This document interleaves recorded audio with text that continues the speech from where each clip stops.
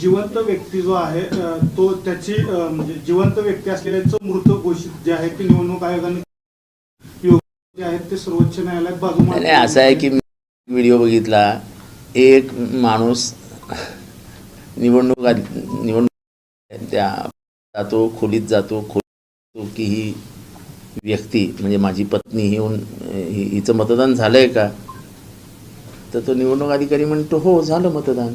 तो म्हणतो, रडायला लागतो तिथे.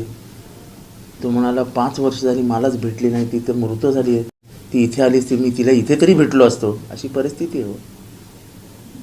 योगेंद्र यादव सर्वोच्च न्यायालयात चांगलं आहे ना, गेलेत सगळे पुरावे आहेत, लोकांना सगळं समजतं. आता लोकच चोर चोर चोर चोर म्हणून ओरडायला लागलेत. वाईट या गोष्टीचं आहे, तुमची लोकशाही संपुष्टात येणार आहे या चोरीमुळे. म्हणजे हा देश स्वातंत्र्य होऊन तुमच्या हातात दिला आणि डॉक्टर बाबासाहेब आंबेडकरांनी संविधानाच्या माध्यमातून इथे लोकशाही आणली, संविधानाने स्वायत्त संस्था म्हणून घोषित केली निवडणूक आयोगाला. निवडणूक आयोग हे स्वायत्त असावं. निवडणूक आयोग तर या सत्ताधारी पक्षाच्या हातातलं भावलं झालं.